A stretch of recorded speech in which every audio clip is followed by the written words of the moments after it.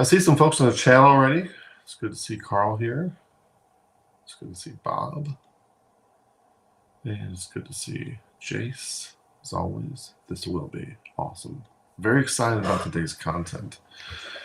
It is something I'm very much looking forward to. As we get started, I'm working on condensing my introduction to these kinds of things, and I don't see how I can absolutely dispense with the introduction that I repeat every time we start our Ephesians series, because when new people come, good morning, Roberta. It's good to see you.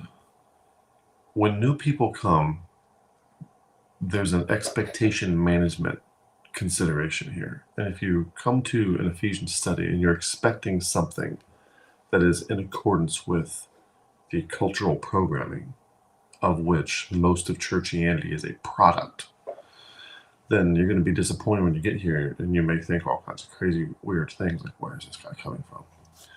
And so, I'm trying to tell you where I'm coming from. So my countdown video in the future, my goal is to make the countdown video the introduction to how we approach things on this channel, specifically to point out how it is different than how people point things out in other channels, or what other kind of Christian content or preaching or teaching would be, which we don't consider this to be preaching or teaching or anything. This is perspective sharing.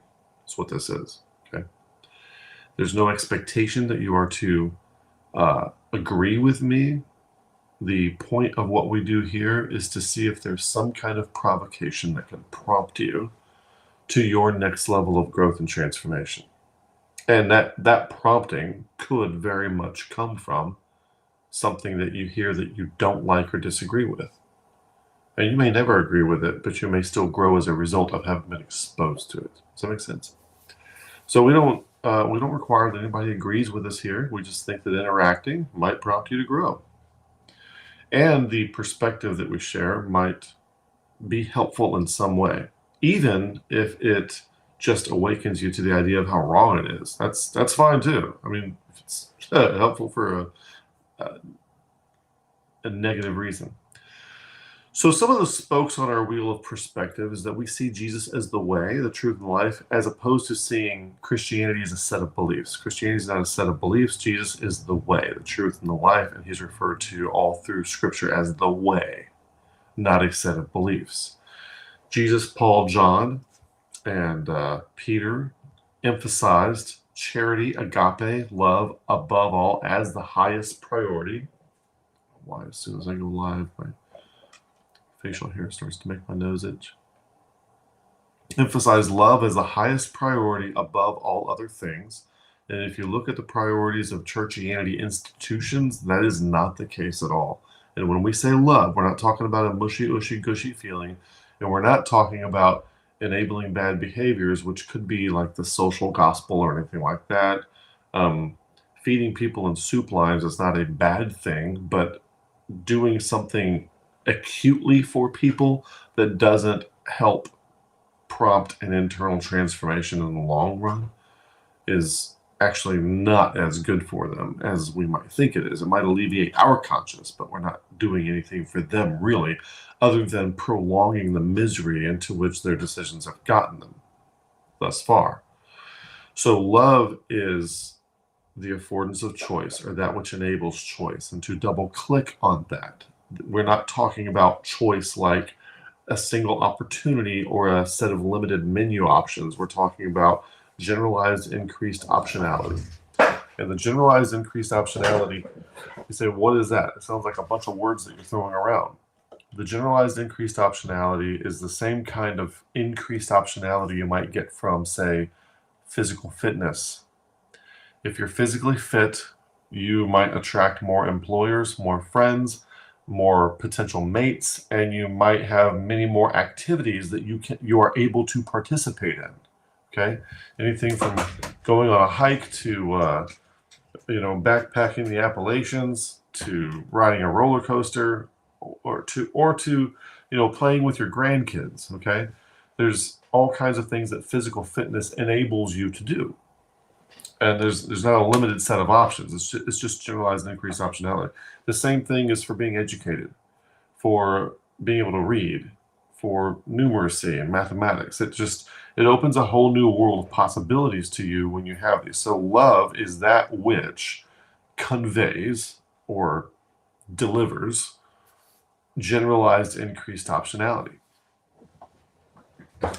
That's what love is. And so that's when we say love, that's what we're talking about. So if you're interacting with people that results in decreased generalized optionality, that is not love. So love is to be prioritized above all. When we look at the gospel, we're looking at the gospel as a pattern to be embodied, not just a set of data to be affirmed. Believing the gospel in the Bible doesn't just mean to affirm it as true. It means to decide to pattern your life after the pattern of the gospel. That's what it means. The word believe, as it shows up in Scripture, is a committal pattern type of thing. Okay? Not just an affirmation. Good morning, Brenda. It's good to see you. Good morning, Brian. Keep Brian's son in your prayers, if you would, please. And we see Jesus, the light, as that which is in you, not some external Hebraic megazeus to be sought outside of you. Okay. John 1:9 says, "This is the true light which lighteth every man that cometh into the world." And Acts 17:28, "For in him we live, move, and have our being." This was said to people who are not believers by Paul. Proverbs 20:27 says, "The spirit of man is the candle of the Lord, searching all the inward parts of the belly." And we may have to double click on that verse today. I don't remember what slide this is. Slide 22.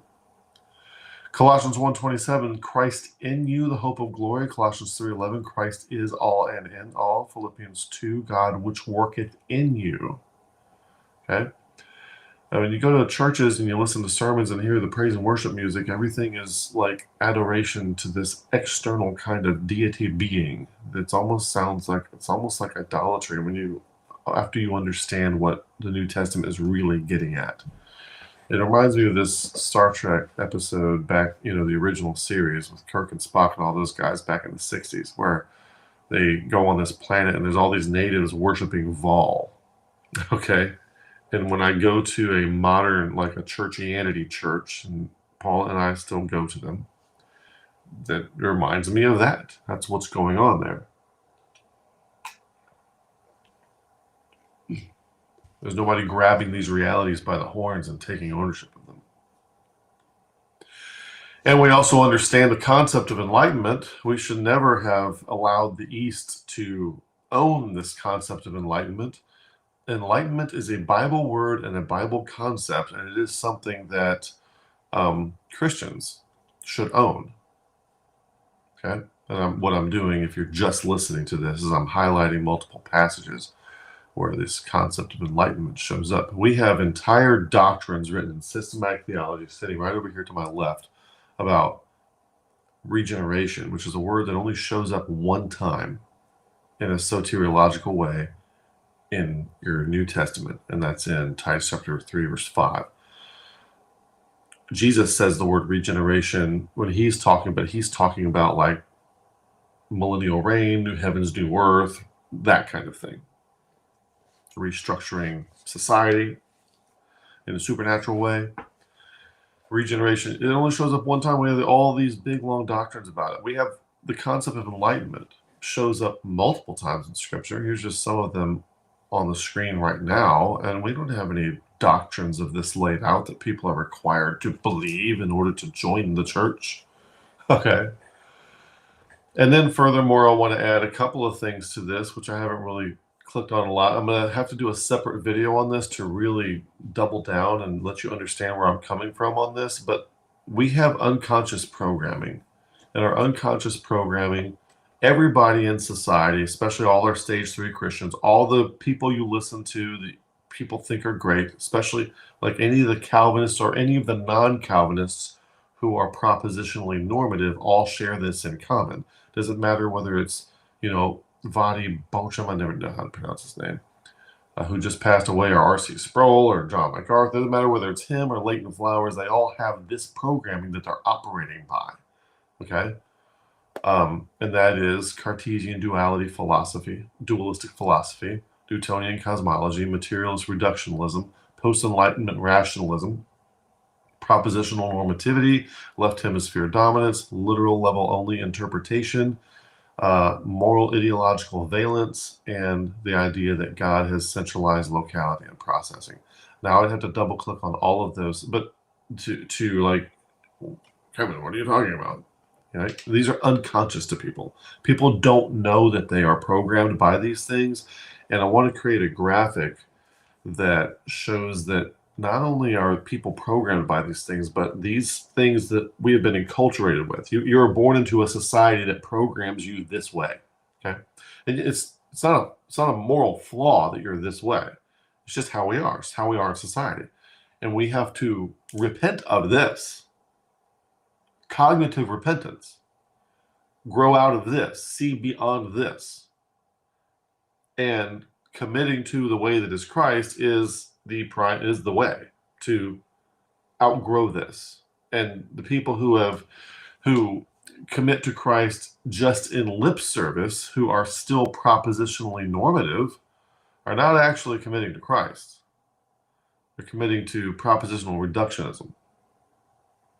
So they're committing to this programming. So I want to create a graphic which shows that this kind of programming is surrounding the individual, and it creates barriers for what they can see, and it creates barriers for how far they can grow. So until a person is disabused of this programming that everybody has, even the atheists have this. Down here, God is centralized locality and processing. Even the atheists have that, okay? So this isn't a Christian thing. This isn't a Hindu thing. This is a societal thing. Everybody in our society is programmed this way, and the type of churchianity that is available to us is a subset of this programming. It is not outside of it. It doesn't transcend it. It's not beyond it. It's within it, and that's the problem of it, which means that when we're evangelizing people to follow Christ and we think we're getting people to sign up to be Christians, we're not getting them to sign up to be Christians. We're getting them to sign up to a lip service version of that which we can perceive about Christ from within this programming, which is in fact not Christ. So all the evangelism efforts, well, at least they're leading people, they're not leading people to the Lord. They're leading people to a reductionistic product of this kind of programming, a different flavor of this programming. It's all that's happening to people. Yeah, Roddy says, here we are. I was waiting on the other channel. Doing this kind of stuff live is kind of frustrating sometimes because you set everything up the same way every week, and for whatever reason, sometimes it just doesn't work. And, it might take 2 to 3 hours to figure out why, but when you don't know that it's not working and you only have 10 minutes to look at it, well, it's just not working. It's going to be how it is, I guess. It's just not going to work, but at least it is going, so. But I appreciate you coming over here. I tried to put links to the other ones. Yeah. Try to put the links to this elsewhere. So we have unconscious programming, and I would also add a slide of people's stages of development, okay? And this programming is one of the factors that makes most Americans stop in stage 3 and never go beyond it. So we'll try to address that. I also want to say, if you enjoy enjoy what you get here, I want to invite you to support the channel. We can't do this without you. And I did something last night. I took my kids, and Paula helped with this. We took our kids to an LSU football game. And it was a lot of fun, but it's not the kind of thing that we can do all the time, right? It's a every once in a while kind of thing.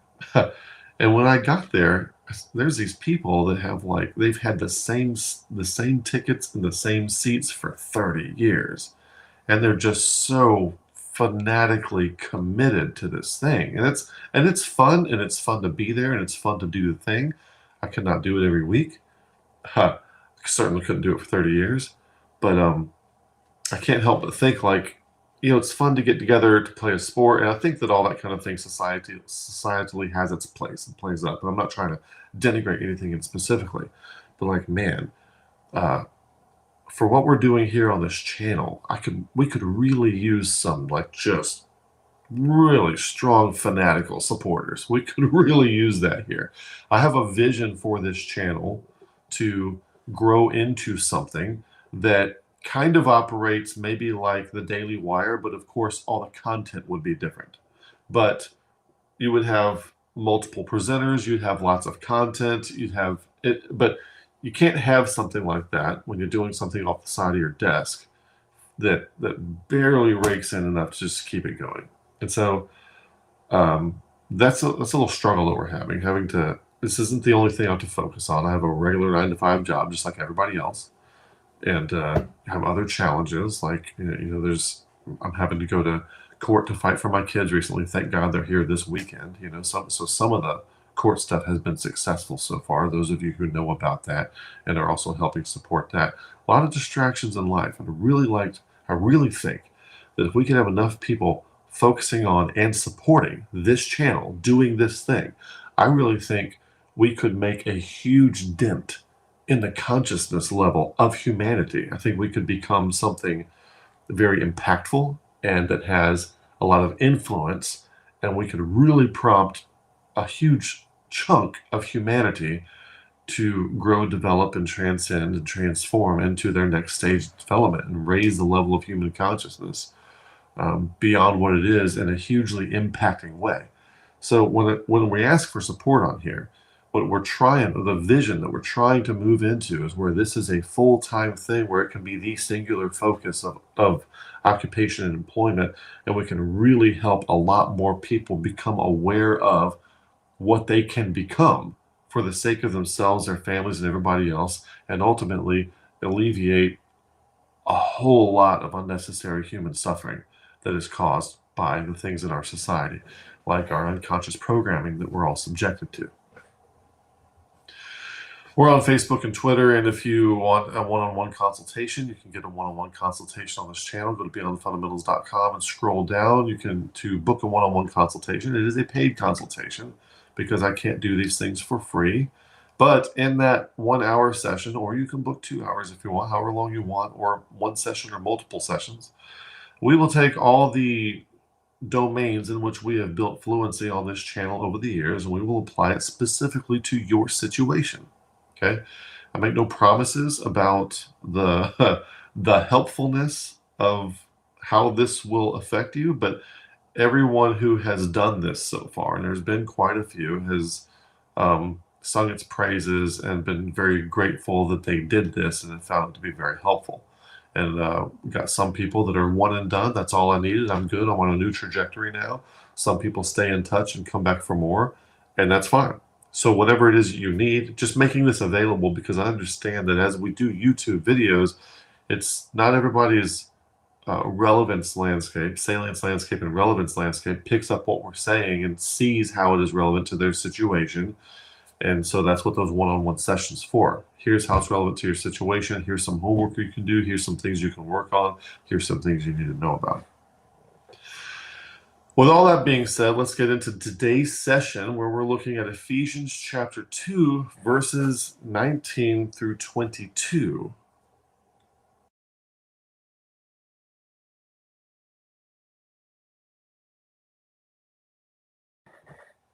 And the way we operate here is we take the text of Scripture and we do a functional reframing of it. The functional reframing is not intended to rewrite Scripture or suggest that Scripture is wrong in any way, shape, or form.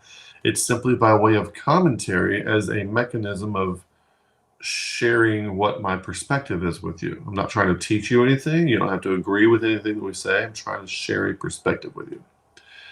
And this could be seen, any commentary or sermon or lesson is also doing the same thing. We're just more overt about what we're doing and how we're doing it.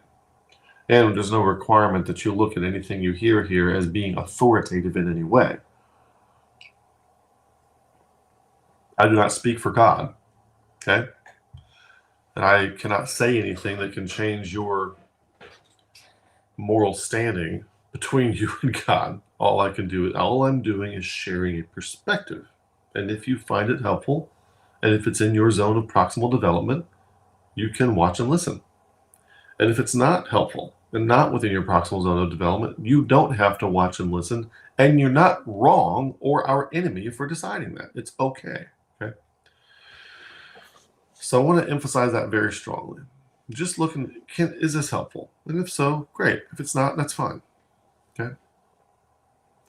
So what we're going to do here is we're going to examine the text on the left side of the graphic, and then we're going to look at the functional reframe, then we're going to go over some concepts, and then we're going to end it up. We're going to wrap things up. In Ephesians chapter 2, verse 19, now therefore ye are no more strangers and foreigners, but fellow citizens with the saints and of the household of God. And the functional reframe is, so now you are no longer outsiders or temporary guests, you are co-citizens of the reconstituted order, integrally woven into the community of those who have undergone refinement and been shaped for unique purpose, belonging fully to the household rooted in the source. So what does all that mean? I'm going to give you some illustrations here in a second. I think it'd be very helpful. You say, why am I laughing like that? Because I just thought of something that I should have Googled before I started this, but it'll be fine. We can do it together. Verse 20, and are built upon the foundation of the apostles and prophets, Jesus Christ himself being chief cornerstone. And the functional reframe of this is, and the shared becoming rests upon the foundational insights of those who have carried forward the pattern of those who perceived and spoke from deep contact with reality. Notice there's interaction with reality. There's perception. Perspectival capability. It's very important here. Deep contact with reality with the designate himself as the essential orienting structure. Of course, that would be Christ. The point through which all alignment holds. Now, the visuals that I'm going to try to give you in a minute, I think are going to be very helpful for this. Verse 21, in whom all the building fitly framed together groweth into an holy temple in the Lord. Verse 21 on the functional reframe, in him the entire structure coheres, and that word coherence is very, very important. Each differentiated part joined precisely as needed, undergoing continual organic growth into a dwelling space fit for sacred presence, shaped not by uniformity, but by integrative harmony. Verse 22, in whom ye also are builded together for an habitation of God through the Spirit. Verse 22. And you two are being integrated into this living structure formed as a locus. Now that word locus, like location, kind of location. Now in the title for today, the title is Unified Loci of Experience, and loci, L-O-C-I, is just the plural of locus. So, and not locus like the bug, like locust, location. So loci is multiple locations. Formed as a locus where the source becomes tangibly present through the animating essence that orients and indwells all who awaken to their participatory role in the unfolding.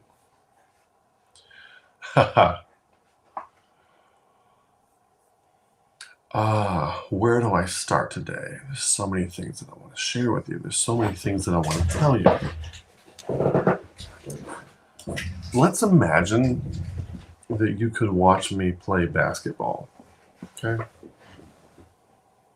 And let's imagine that after you watch me play basketball for, I don't know, a year, you could get to the point where you could spot me because of how I move and how I play.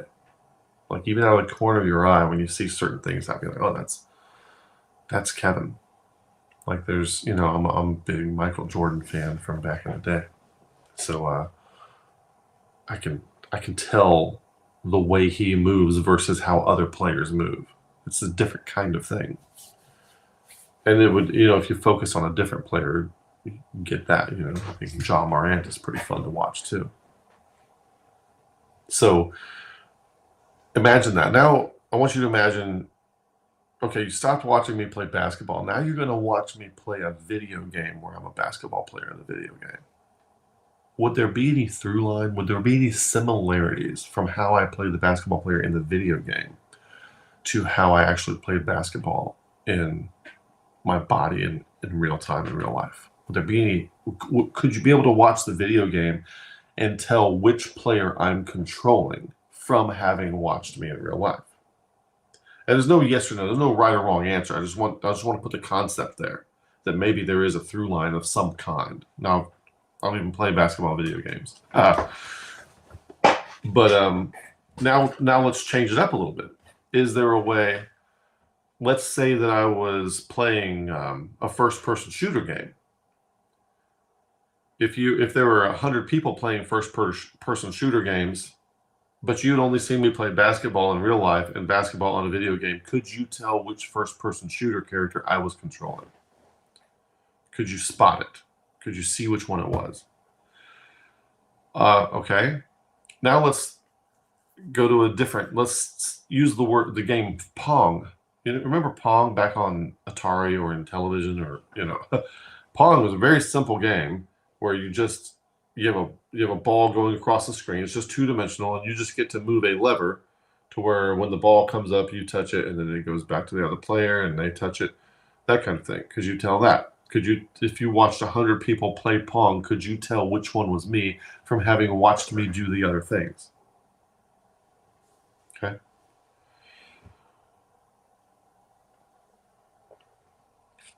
Or you could do it in reverse order. Go from the simple to complex. Go from Pong and then build up to Pitfall and build up to maybe Pac-Man and build up to first-person shooters or something like that. Could you tell as you built up? Now, I would be the same in all these situations. It's still me playing all these games, still me doing these things. But watching me express myself through the game of Pong, it would still be an expression of me, but in a very different way that has different limitations than, say, me expressing myself, the expression of myself through, say, a first-person shooter game, or through Pac-Man, or through a basketball video game, or through a real game of basketball in this body, which is just a different interface than the other ones. So it's still me expressing myself through what you might call different interfaces or through different instruments, okay? And so you could take this analogy in any direction with any set of things, okay? If you listen to me play guitar for a month, and then you listen to me play piano, or then you listen to 100 piano players, could you spot which one was me, having never heard me play the piano, but only having heard me play guitar?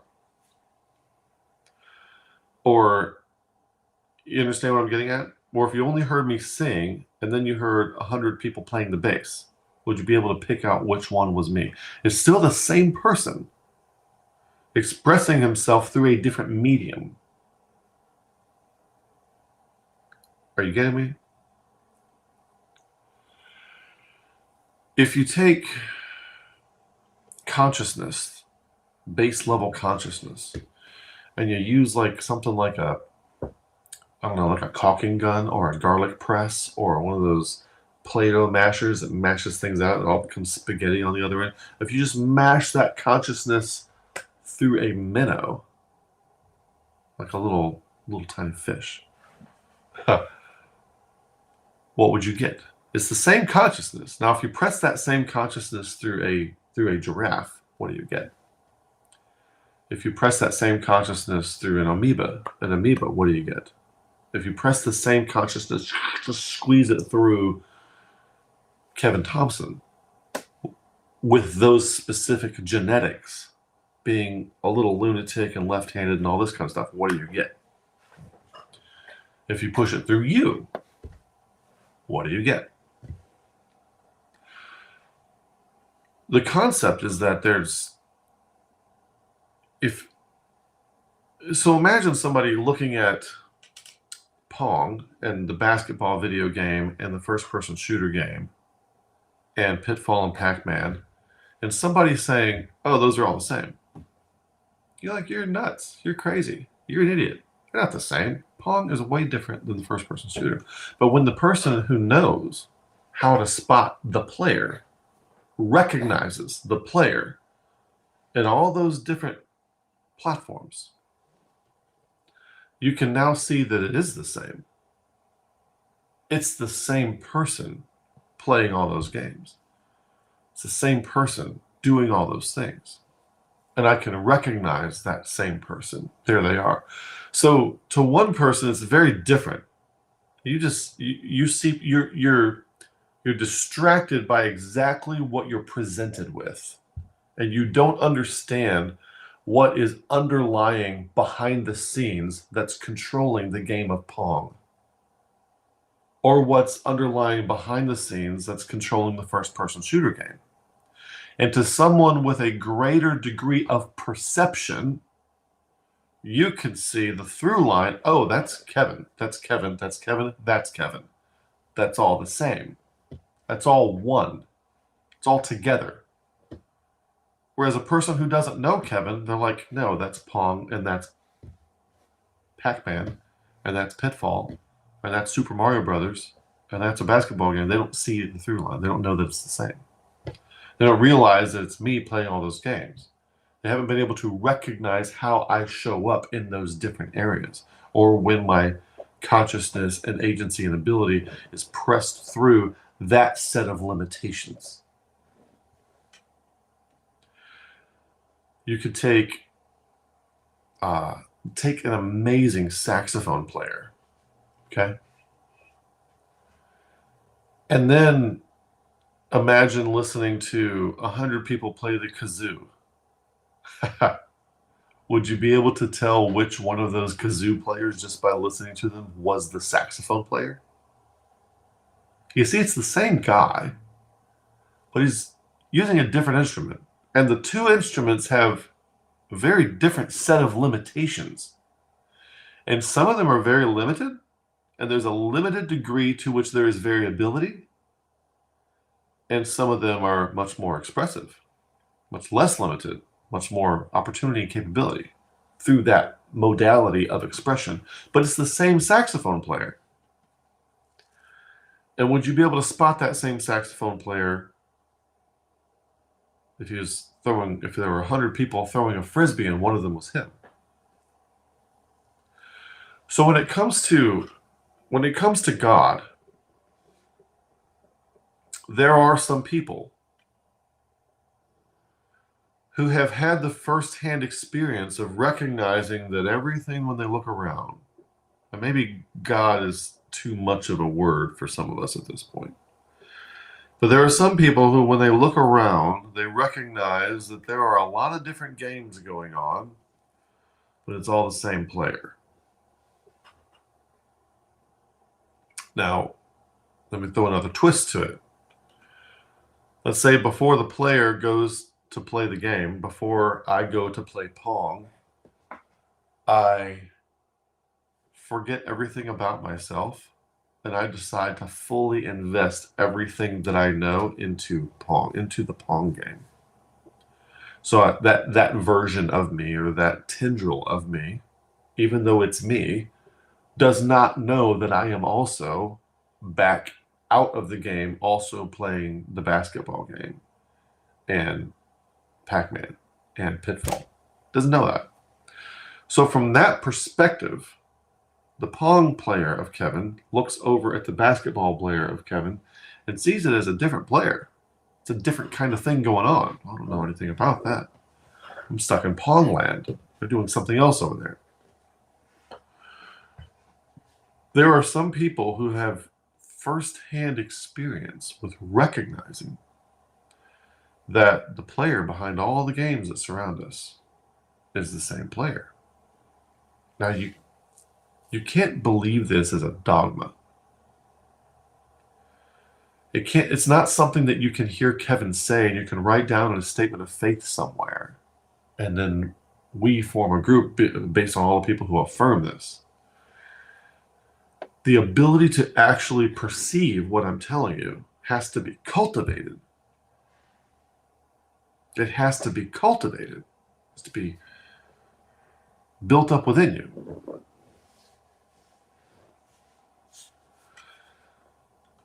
So if you look at verse 21 here, some of y'all might not sound like I'm talking about Ephesians chapter 2, but I so am. In him, the entire structure coheres, each differentiated part joined precisely as needed, undergoing continual organic growth into a dwelling space fit for sacred presence, shaped not by uniformity, but by integrative harmony. A lot of different games going on. You could look at the cells in your body. The cells in your body, one's maintaining an eyeball, and one of them's maintaining your liver. None of the cells are, you can have a liver cell, but that cell is not the liver. The liver requires a bunch of different cells, and the eyeball requires all the liver cells to be there. Well, the eyeball's not going to work because the person's going to die without a liver. What looks at one level to be different things at a higher level, now we understand genetics today. We understand that every cell in my body has the same genetics, and those genes are telling all the cells what jobs to go do so that this body, this thing that we call Kevin, can function in a somewhat proper way or somewhat intended way that facilitates the flow of consciousness and experience.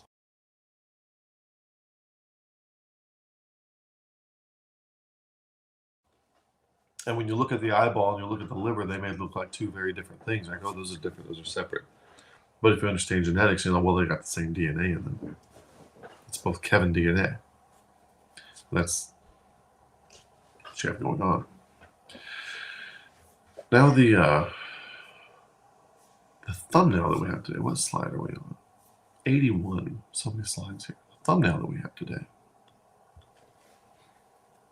There's a bunch of, has a person there with a bunch of little windows in them. They're all together like this. Now, what I wanted to Google, I'm going to Google it right now. How many pixels are in a 4K screen?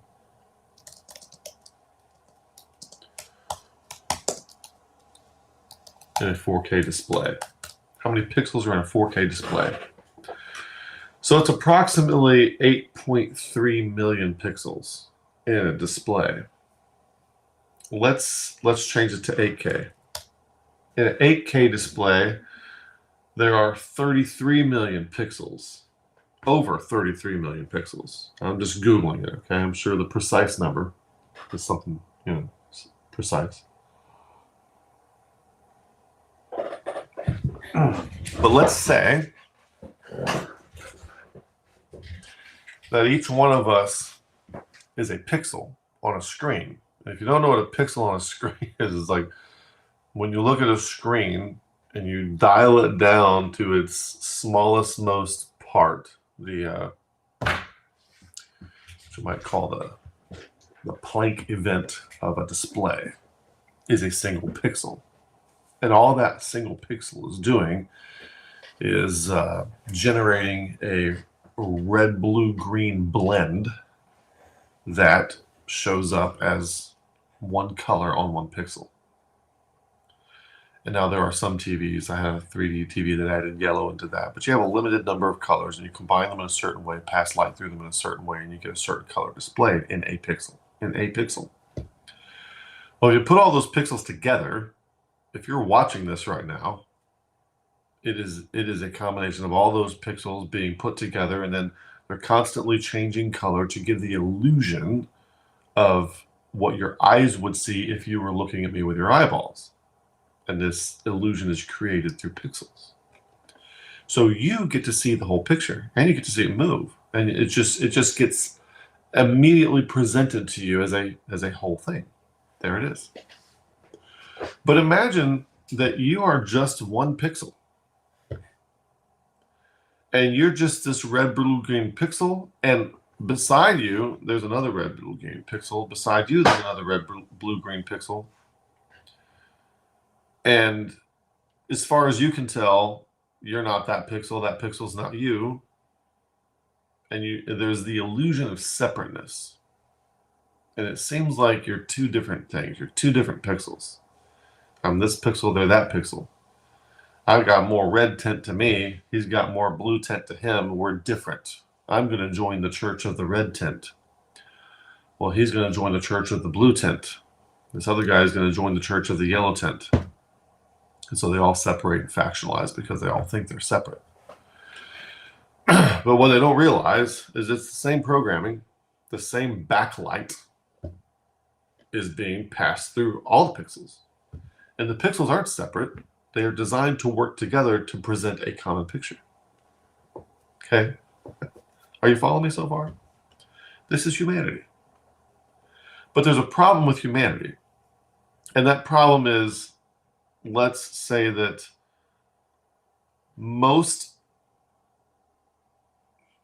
first of all, let me pause there. And so what you can imagine is that each pixel is what you might call a locus of experience. Imagine you're an unlimited being who can do whatever you want, and you could dream to be whatever you want. And Alan Watts talks about this. And one day you could dream that you are, if you could dream whatever you want, you might spend your dreams living out 80-year lifespans, being a millionaire and having all the cars and all the women and all the houses and things like that. And that would be fine for a day or two, but then you kind of get bored and you're like, let's mix things up a bit.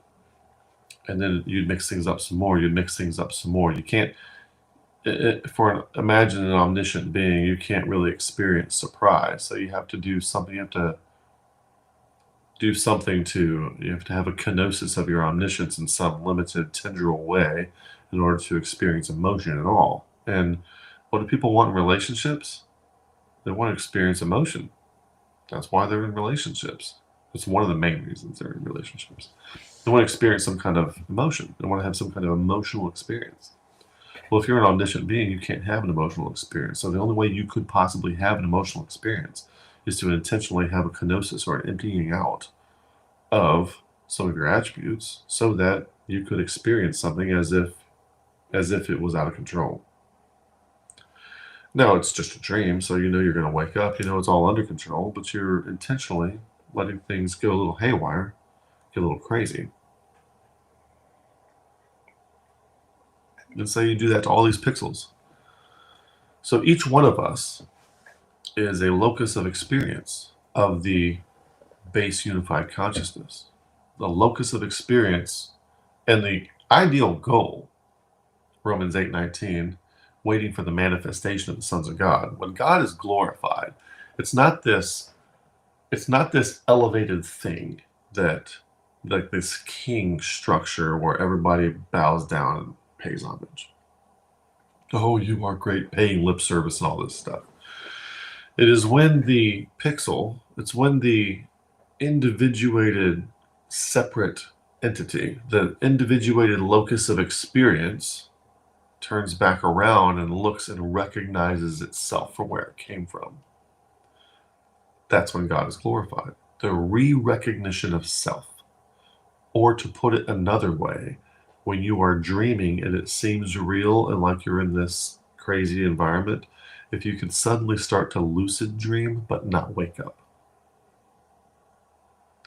Oh, this is a dream. But I'm staying asleep. And now I can kind of control my dream. I had a very scary experience one time where I realized I was dreaming. So my dream was then lucid. I knew I was in a dream.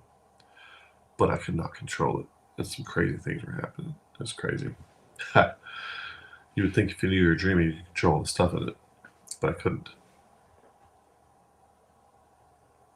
And so there you are. You are one of the loci of experience of the universe's consciousness. And the goal is for all of them to turn around and look back at itself. And to recognize it, to see it. That's me. That's not the only goal. That's starting point goal. And people who stay stage 3 till they die never get that starting point goal. One of the reasons we exist is to try to help you get there. Or to help you envision what's possible so that you know there's something to strive for, practice toward, to become. Now let's complicate things a little bit, and let's say that out of your 33 million pixels on your 8K display, most of them are duds. And so you somehow have a way, and each pixel has a lifespan of so long. Maybe it's a minute, maybe it's an hour, but most of the pixels are duds. And as you just throw pixels at it, and you keep putting pixels in there, and most of them are duds, most of them, the light never shines through them. And so those particular, the light's still the light. The light's not going anywhere. The light can't die. It's the light. The lights it can either shine through a kazoo or through a clarinet or me or you or not through anything. If it's not shining through anything, it doesn't go away. It's still there. It just it's not represented on an instrument panel anywhere. When some planes can fly by instrument, and and it's looking at the weather and the clouds and the sky and all that. Well, when you turn off the plane and the instrument panel isn't working, the plane and the clouds and sky, it's all still there. It's all still there. You just can't see it on your instrument panel. What we don't realize is that all of our experience is instrument panel experience, and the reality that's out there doesn't go away when our instrument panel shuts down. It's still there. It's just an instrument panel. And to some degree, your body and your lived experience and the body that you're in is a set of instrument panels through which consciousness experiences itself.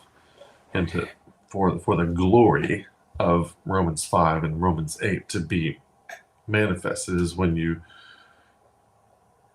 can see through the instrument panel and actually have some kind of experience with the sky. So the nature of things is most of the pixels are duds, and most of the pixels, but the pixels have to go through a refinement process so they can not become duds. And there's not a one-for-one pixel rematch, but the dead pixels go back in and they get remixed, and new pixels come out, newly formed pixels from the same pixel material. And the light tries to shine through them, and the light shines through. So there's some success. Say out of 33 million pixels, maybe 5 or 6 light up. There's some success. So you keep throwing pixels at it, some more light up. And then over time, remember, pixels only last an hour. They die. And so then some of the ones that weren't duds, they start to go out. What if you could get them all lit up at the same time? They would all stay lit up and they never die. I don't know if some of y'all can follow me on this.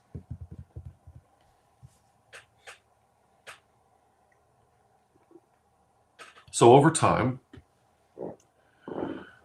let's say Heraclitus maybe is one of the pixels that's lit up. And Jesus is certainly, a ray of sunshine, a shining, beaming light. And some of these people are pixels that are lit up. Moses' face shone. Okay, so every once in a while you get pixels that light up, but then their embodiment, the kazoo or the clarinet, goes away, and so the light has to come through another way. But over time, as you keep throwing pixels at the screen, more and more are lighting up, and more are lighting up. And I think this is what's happening to mankind, where over time, very slowly, more and more pixels are lighting up. And one of our jobs is to light up as much as we can personally and be a clear conduit of the light to shine through and recognize where the light's coming from. We'll talk more about that in a second. But also to do whatever else we can to help the pixels beside us become as undudded as possible, to clarify, cleanse, and let the light shine through them as much as possible, at least as far along as you've come. JC says he's following. I appreciate the feedback. Not a lot of movement in the comment section, which is fine. Maybe it means everybody's like listening intently. Maybe it means nobody's listening. I don't know. It's not like I'm in front of an audience in a congregation in an auditorium where I can look at the faces and see the attention level. So I have to trust that somebody is mopping up what I'm spilling. And over time, so ideally the point of, and this might sound blasphemous to somebody, and I don't care, but the point of mankind is essentially that if I keep throwing enough pixels at the screen, it will show. Let's imagine I'm the ultimate consciousness of the universe, and I keep throwing pixels at this 8K screen, and as it lights up and lights up and lights up, there's a degree to which I don't know what the picture is going to be. Now, I'm not trying to get into open theism. Those kinds of things aren't suitable for perspective sharing. So don't worry about attribution morality. God, you're more or less moral because you don't affirm God's attributes to be a certain way. It's funny, these people, they say God is unknowable, and then they tell you what all his attributes are. It's the most dumb thing you ever heard of in your life. But imagine that you're waiting. Like if you're having a dream that you're not controlling, the entertaining thing is to see how it turns out. And so this whatever the final pixelated picture is, the whole thing's all put together. The revelation of the glory of God. Let's say it's a mirror, but the entity has a kenosis of whatever that thing is on purpose. Of course, the omniscient capability is there, but there's an intentional kenosis so that emotion can be experienced. And I want to see. I want to see who I am. I want to see who I am. Imagine you had amnesia and you forgot who you were. But you could take your consciousness and you could split it into a million different little things, and you could have one of them playing Pong, one of them playing this video game, one of them playing this video game, and one of them have a relationship with them, and one of them have a relationship with this person, one of them being born to this person, one of them being born to that one, and one of them doing all these different things. And what they would do is they would re-inform you who you are. And there's some kind of, see what I'm saying? So there's a way that people can get traumatized to the point where they are dissociated. They forget who they are, or they have multiple personalities, or that kind of thing. You could see each one of us as a pixel that is also one of the multiple personalities. Whatever the trauma was, whatever the war in heaven was, where everything split apart. The whole point, if you look at the reconciliation of Jesus Christ in Colossians chapter 1, verse 20, where he is reconciling all things back to himself, it's almost like the consciousness of the universal mind has been intentionally or allowingly fragmented into a million different pieces, none of which know each other, and none of which have the awareness of where they came from. And they all see each other as separate, not knowing that they all came from the same place, and not knowing that the whole intent is for them all to all return back to where they came from. None of them know that.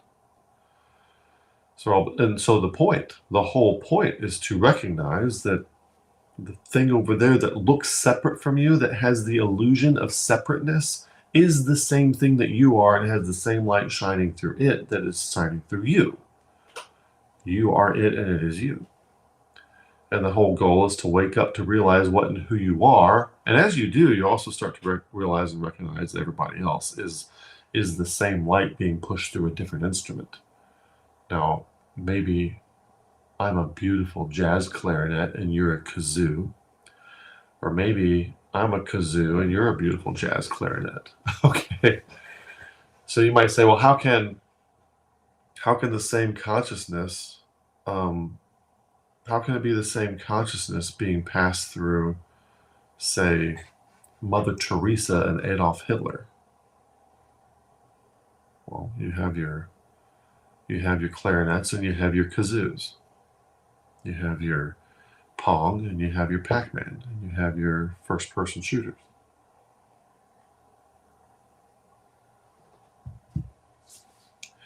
Garrett says most of the loci are never going to look back at the whole. Whenever I look past my pixel, entropy is super salient. Source consciousness is not. So it takes time. It takes time. Roddy says we are listening intently. I listened, but my son jacked my YouTube. Listening for years. That's funny. So now where do we want to go? We want to go to the concept. We have the illusion of separateness. So when you look at me and I look at you, we're looking at two different people. I'm a Republican and you're a Democrat, and I'm a Baptist and you're a Presbyterian, I'm a Catholic, you're an atheist, you're a Muslim, and I'm a Hindu. And we see separateness. That's what we see. In the history of philosophy, different people have stumbled across the same kinds of things that we see in Scripture. And so I want to talk about that for just a second.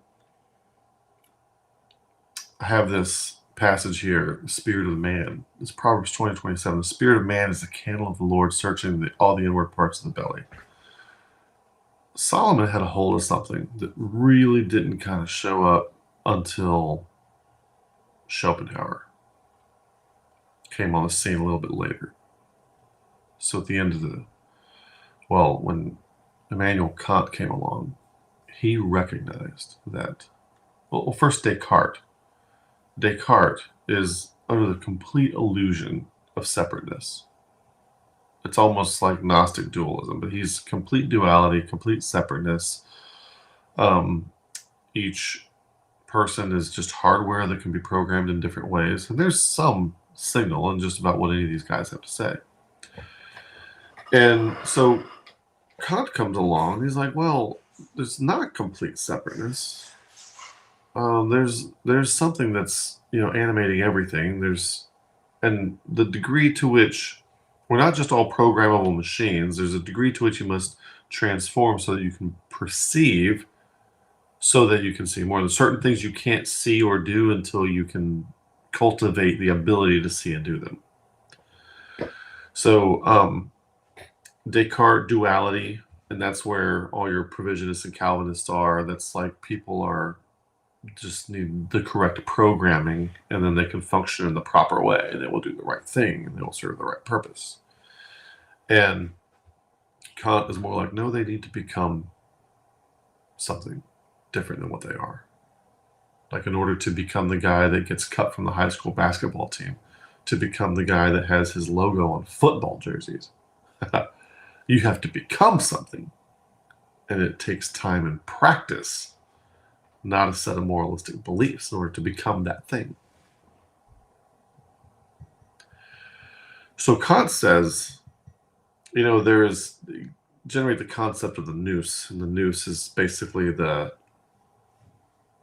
reality is mental, reality is a mind, is another way to say it, but we don't have access to it. All we have access to are all these separate loci of experiences like us.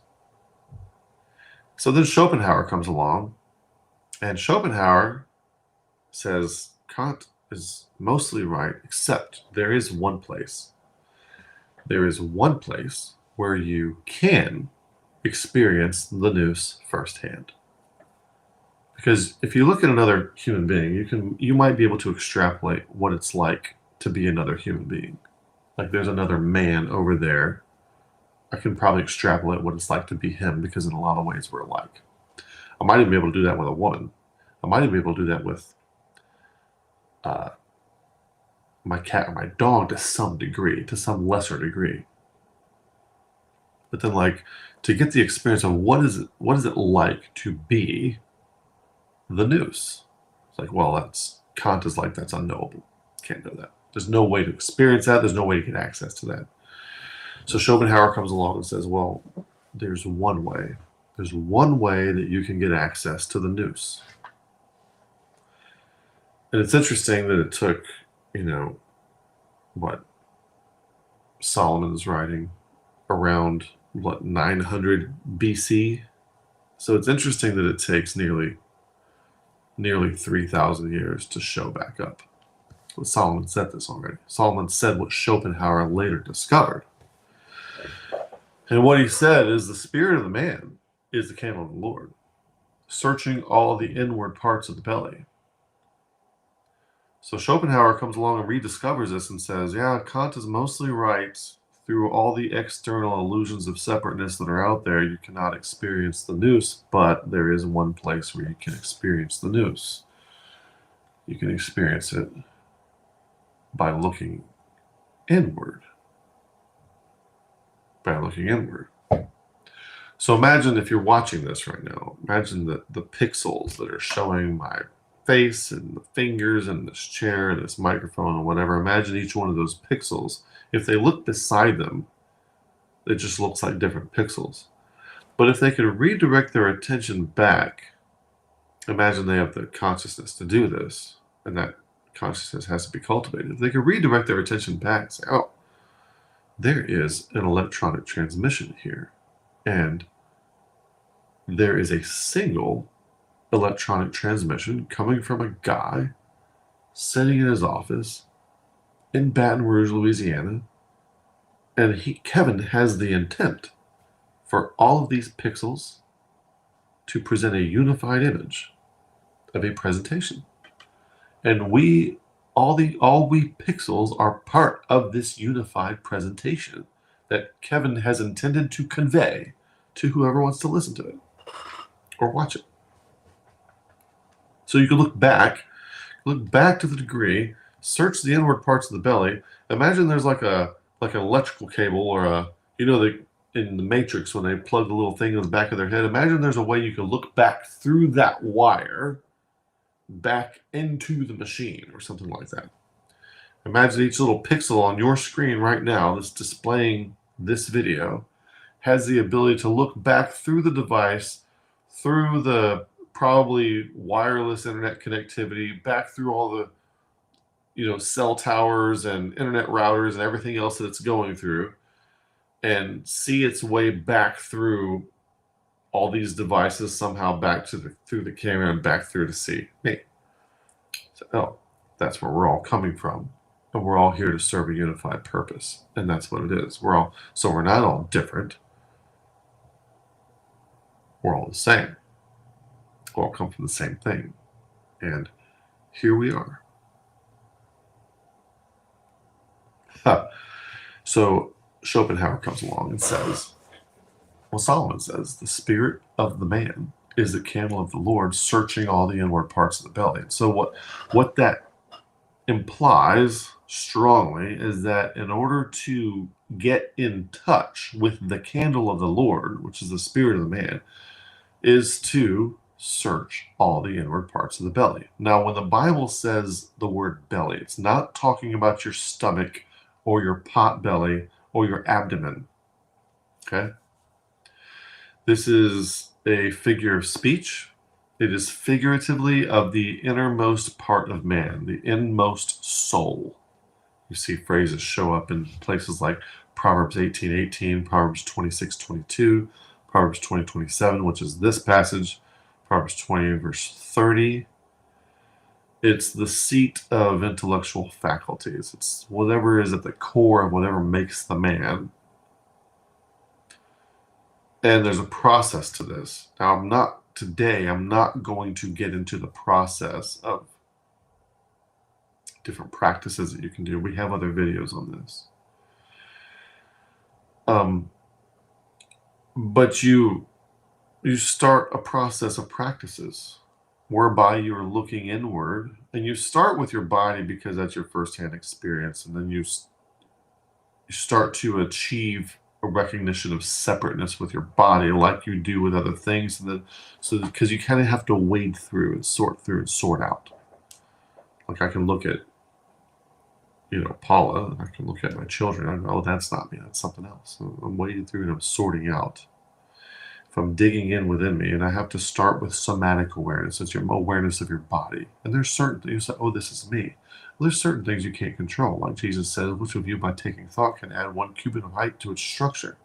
To, Who can do that? You can't do that. You can't stop your hair from growing. Maybe you would like to restart your hair to grow. There's so many things we can't control. Your heart's beating. And if you want to stop some of this stuff, you can stop it. There is the ultimate override. You could commit suicide. Of course, we don't recommend that. But of course, there's an ultimate override. But basically, by default mode of operation, your fingernails are going to grow. Your skin is going to heal itself. And you're not doing any of it. You don't even know how your eyeball works. There's a lot of things. You're just given this body. We study and study and study. And doctors go to school for years to learn how the body works, and no one doctor knows how it all works. They all have to specialize in different areas. We don't know how this body works. We didn't make this.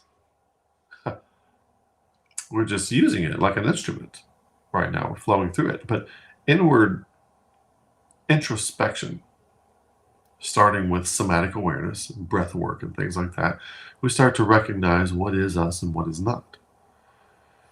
Anything from your heart beating to your breath. You can control. Your breath happens automatically when you don't think about it, but you can call attention to it, do it intentionally, or stop it intentionally. So you start to sort these things out, and you, starting with somatic awareness, starting with mindfulness, which Christians should understand is a Bible concept. Mindfulness is not a bad, evil, Eastern Star Wars Force kind of thing. All it means is awareness. You're just aware. You're aware of what's around you. You're aware of what your feet are touching, of your heart beating, of your breath, of the blood coursing through your veins. And then you also start to separate the fact that your thoughts are not even actually you. Your brain is doing a whole bunch of things that you're not telling it to do. And there's a way to get that to stop. And so over time, you sort through all this stuff and you recognize that perceiving the light that's behind every pixel, it comes through a series of practices, and you have to practice it. And breakthroughs are going to come with intense practice. You combine the work of Caroline Leaf. Breakthroughs are probably not going to come any faster than about every 63 days. We learned this through how long it takes for neuroplasticity. It takes about 63 days for your brain to start working in a new way when you start training it in a new way. So we think of Christianity as something we can send people off to seminary or send them to Sunday school or have them listen to sermons. Christianity is a set of facts and data that lives in your head. That's how we treat Christianity. It's nothing of the sort. The way that is Christ is the way, partially, it includes searching all the inward parts of the belly and getting in touch with whatever that candle of the Lord is.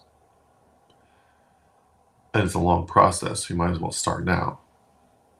You don't go from being dropped from your high school basketball team to having your logo on football jerseys overnight. It doesn't happen right away. It takes time, persistence. So Christianity is not a set of things to agree with or disagree with, that we have to have all the right things written down so that we can pass them on to the next generation. No, you have to become through practice the person that can have a firsthand experience with observing the nous that is expressing itself through you. And you have to practice to get there. You can't just believe some things and be in the club. It doesn't work that way. And so when I talk to people, you can't fake the way that is Christ. If you want to be a good Calvinist and be in a good 9 marks church and all this kind of stuff, I could go fake being a Calvinist right now, because I could go say all the things. I could go fake being a good independent Baptist right now. I can go say all the things. I can go fake being a Catholic right now. I can say all the things and pass myself off as one of them. And they wouldn't know any different, because it's just data being transferred propositionally. But when people try to talk to me, and if I can tell if they're mopping up what I'm spilling by talking to them, regardless of what they say. If they're trying to speak my language and trying to say my stuff, but they're not there. And I'm not saying I'm all that in a bag of chips. I can only speak from my level where I am, my own locus of experience, right? And I know I have a long way to go, but I can tell whether somebody is a fellow traveler with me or not. And I'm not trying to use Masonic lingo or anything like that. Just trying to express this however I can. I can tell if somebody's a fellow traveler with me. I can tell if they're beyond me. I can tell if they're not where I am yet, as far as what they can perceive. I can tell quickly by how they talk. It's fast, quick. People do it without even realizing they're doing it. I don't even have to ask any questions. Any kind of interaction, they give themselves away. It's not a bad thing. It's not like, oh, I gotta watch out. It's not, and it's also not like I'm always analyzing people. But sometimes people want to be analyzed. They're like, hey, tell me what stage of growth I'm in, that kind of thing. Well, let's have a conversation. Well, I didn't get into the commentary portion of this yet. And it's past, we've been going for more than an hour, and I haven't quite gotten to the commentary portion that I wanted to get to. And that's okay. We're going to pause this off right now because I think that I've given you enough to think about for now. And we're going to pick back up with this next time. Okay? So I want to emphasize again, I really want this channel to grow. I really want to be able to focus on this and do this full time and attract more people. And I want to have a steady, publishing schedule. Like, for sure, we're going live every Sunday. And we release 3 videos a week, and they come out at 4 p.m. on Monday, Wednesday, and Friday. Like, that's where I want to get, okay? And I need your help to get there, okay? So if you believe in what we're doing here and you want to see this affect more people, please help me support this financially so that we can grow where this is the main focus. I need some folks out there to be fanatically invested in this, like some of those fanatical college football fans that I observed last night. That's what we need. That's what we need. And like GC says here, please do another teaching on this. I've never heard anyone speak like this. It's refreshing. And that's another reason that this channel needs to keep going, is because we're not just repeating what you're supposed to say as a Christian. We're not just following systematic theology or following the party line. We're sharing a unique perspective of somebody who has, I think, something valuable to share that can help you grow. And I think that it can help a lot of people. And I think that we can all work together to reduce unnecessary suffering in this world. So help me make that happen. Let's make this happen. And welcome aboard, GC. You might enjoy, if this is your first session, GC, I think this is session 13.